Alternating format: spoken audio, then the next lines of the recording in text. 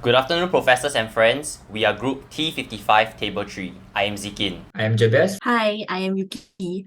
Hi, I'm Gigi.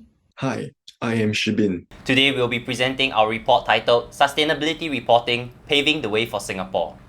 This is the table of contents. Before we start the presentation, we would like to note that in this presentation, the acronym SR will be used to denote Sustainability Reporting. Now, let's start with introduction. Let me introduce to you the abstract of our project. Sustainability reporting has been gaining traction amidst the accelerating climate change. Singapore has mandated sustainability reports in 2016 on a comply or explain basis. It was only recently in 2021 that regulations were ramped up and climate reporting was mandated for certain sectors. This report assesses the effectiveness of current SR practices in Singapore by using Europe as a case study. Our findings show that SR can be disruptive to growth in the short term, which is not favourable for a financial hub like Singapore. However, with careful planning, Singapore could expedite her sustainability goals with respect to social, environmental, and economic factors. Corporate impact on the environment is a pressing issue that cannot be ignored. Since 1988, only 100 companies have been responsible for 71% of total greenhouse gas emissions, with 25 of these companies causing over half of all industrial emissions. As corporates continue to pursue profits at unsustainable rates, the environment continues to withstand the worst of their actions. SR is a tool used in various countries to monitor and grade individual corporate impacts through three factors: environment, social, governance, termed ESG. Moving on to literature review, European countries are globally recognized for being sustainable, with refined SR and strategies to curb unsustainable practices. Europe has spearheaded policies to promote ESG developments such as the EU Non-Financial Reporting Directive (NFRD), which was later adapted by other countries as SR. Global ESG market valuation is estimated to hit 53 trillion by 2025, with Europe currently accounting for close to half of all ESG assets in circulation. With so much capital involved, there are many stakeholders relying on Europe to guide policy making and protecting stakeholder interests. As for plan methodology, to analyze the potential impacts of Singapore's mandate on tightening regulations for SR, cross-analysis of Europe as a case study will be used in comparison with Singapore. Primary data collection through surveys will also be carried out to gain better insights into the current perceived state of SR in Singapore. Possible recommendations formulated from Europe's success and our research will be discussed to assess the impacts on social, economic, and environmental factors in Singapore with relation to United Nations Sustainable Development Goals (SDG). We will now discuss our analysis of results and data from Europe. SR began in Europe in 1960s and has since undergone rigorous improvements, with SR rates in Europe reaching 82% in 2022. The recent regulation of Corporate Sustainability Reporting Directive (CSRD), which amends NFRD, seeks to further bring Europe towards greater transparency for corporations in Europe, aligning with Europe's long-term environment and social objective. There were also challenges faced, the first being greenwashing. The European Commission showed 53% of environmental claims made by products were ambiguous and lacked supporting evidence. These greenwashing tactics by companies aim to increase market share by appealing to consumers supporting sustainability causes. With rapid rise of companies and investment funds rebranding as ESG and sustainable, Europe is deploying government watchdogs and various policies to curb greenwashing. The second challenge is the limited scope of SR in Europe. NFRD came into effect in 2014, which only applies to public interest entities which are listed companies, leaving smaller SMEs to slip through the regulation. Approximately 99% of businesses are SMEs, which employ about 100 million people in Europe. CSRD seeks to increase SR coverage by increasing the minimum threshold at which companies must disclose SR. Moving on to discussion in Singapore context, Singapore Exchange (SGX) has introduced a sustainability reporting guide which mandates listed companies to disclose information on their sustainability practices. We will use Europe as a case study to assess the impacts of the tightening of SR mandate in 2021 and possible implications to Singapore's growth. Sustainability reporting has helped to encourage companies in Europe to reduce their environmental impacts and to promote sustainable practices. Singapore companies are not actively investing in sustainable development, possibly due to the lack of urgency to shift towards sustainability. The SR mandate would introduce greater transparency and emphasis on sustainability in company operation. SR could shift investor mindset to place emphasis on social and environmental impacts instead of pure profit consideration. Companies seeking to gain funding would be incentivized to alleviate their environmental impact. SR is also encouraging growth for SMEs starting up in the sustainability sector, used as due diligence to persuade angel investors to fund their research. A notable company is Sunsip in Singapore, doing solar farms to generate electricity. Sunsip is not listed on SGX and are not mandated to disclose SR, but the transparency of their operation through SR have given them a strong branding and attracted many investors to support their cause.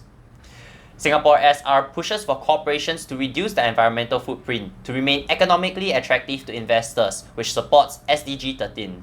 Corporate reduction in environmental impacts allows Singapore to not only achieve her net zero emission goals, but has social impacts as reduced air and water pollution would benefit citizens, achieving SDG 3 in the process. Another benefit is efficient allocation of resource for sustainability. Europe has seen better channeling of resources into supporting companies through SR. Similarly, Singapore could use SR in various budgeting and planning such as the SG Green Plan 2030. A good SR demonstrates to stakeholders a company's commitment to sustainability and helps investors allocate capital. Furthermore, SR provides Singapore's government with data to track national progress in transiting to a sustainable economy. This data gives Singapore detailed information on policies to enact to promote sustainability while remaining economically viable. With possible loss of investment and fundings from unsustainable practices, companies are incentivized to restructure and adhere to the three aspects of ESG to improve their branding. SR closes the information gap that Singapore faces during policy planning through provision of the company's long and short-term plans. With possible loss of investment and fundings from unsustainable practices, companies are incentivized to restructure and adhere to three aspects of ESG to improve their branding. SR closes the information gap that Singapore faces during policy planning through provision of the company's long and short-term plans. Singapore can adjust regulation to achieve her green goals while maintaining economic growth, which keeps her attractive to foreign investments, promoting SDG 13 in the process. Companies are also incentivized to balance their various impacts with regards to ESG. Social factors such as gender inequality, exploitation, and various environmental impacts must be disclosed. Companies refusing to comply would lose fundings, while those shifting to sustainability will be provided with resources.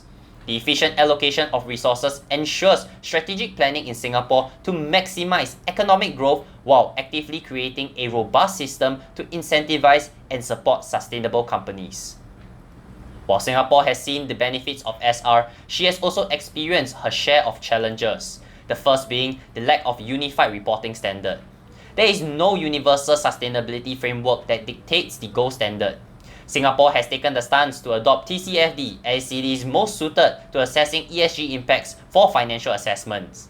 This makes it easier for investors to understand a company's impact and course of action through quantifiable means. Globally, only 99 countries has adopted TCFD in 2020, while others have adopted other frameworks such as GRI or CDP. The difference in standard could yield misleading interpretation when Singapore benchmarks herself with other countries. A recommendation: Singapore alone cannot dictate the global reporting framework, but she could encourage local companies to release sustainability reports that conform to a few of the popular frameworks for fairer comparison across countries that adopt a different framework. Singapore could identify the framework and provide an advisory board which guides consultants and companies to achieve this goal. SDG 17 would be achieved by Singapore with other global actors as data from SR would be relevant for planning and partnership. This maintains Singapore's relevance and support global efforts in achieving sustainability. The second challenge is the loophole for greenwashing. Similar to Europe, Singapore is facing greenwashing issues from the lack of a unified reporting standard. Greenwashing is the act of misleading the public about a company's positive environment impact. Greenwashing is detrimental to SDG 13 as companies which are truly in need of funding are deprived of the necessary capital to perform their development. Additionally, the misrepresentation violates SDG 16 as capital investments from governments and individuals are squandered for marketing. This has social repercussions as investors' hard-earned money would be lost, and there would be greater doubts on ESG effectiveness, which could deter the progress to sustainability. Without any auditing and fact-checking by an objective third party, the truth of information disclosed cannot be ascertained. This puts off potential funding for green projects and delays the process to a net zero economy, affecting SDG 13. A recommendation: like how financial reports are audited, SR should also follow similar scrutiny to eliminate and punish corporates who seek to exploit the system. However, unlike Europe's prescriptive regulation, Singapore should consider taking a softer approach in the early stages, educating the public instead of punishment. This keeps Singapore's attractiveness as a financial hub while curbing greenwashing. In the longer run, when SR gains stronger adoption, Singapore can adapt Europe's use of independent regulators as an additional measure to circumvent greenwashing, where harsher punishment can be met for companies failing to comply. The third challenge is the limit in target scope. Europe and Singapore SR only applies to listed companies. Singapore is home to many SMEs which are developing and are not obliged to disclose SR. Developing companies tend to focus more on growth instead of their impacts. This could include prioritization of profits over environment and social impacts. SMEs contribute significantly to employment and economic growth. Profit maximization could compromise SDG 8, where the company may exploit workers to work for longer hours to fuel their growth.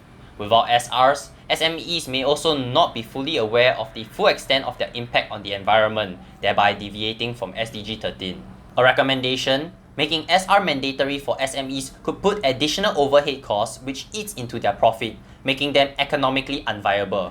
It could also eat heavily into Singapore's budget, and this opportunity cost could have been instead used to fund environmental green projects. Instead, implementation of incentives such as monetary subsidies or tax breaks could be used to encourage SMEs to take up sustainability reporting and view it in a better light. SMEs form a large portion of Singapore's business and growth. An iron fist could deter new startups, which could affect economic growth and have potential social repercussions such as lower employment rates. A delicate balance of regulation and support is thus needed for a sustainable outcome. The last challenge that we will highlight is short-term investment loss by corporates. European companies which moved towards sustainability saw lower profit margins in the short term as the benefits only materialized when the technology matured. These companies may face loss in investments, which is crucial for their research and could potentially hinder their progress in green developments. From our primary research, 64% of Singaporeans were not aware of ESG reporting, and 61% would choose to invest in a company with poor ESG rating but a high return on investment. The alarming figure highlights the lack of awareness of sustainability issues in Singapore, which must be changed. This could undermine the urgency for change towards sustainable growth in Singapore, which severely impedes the success of SDG 13.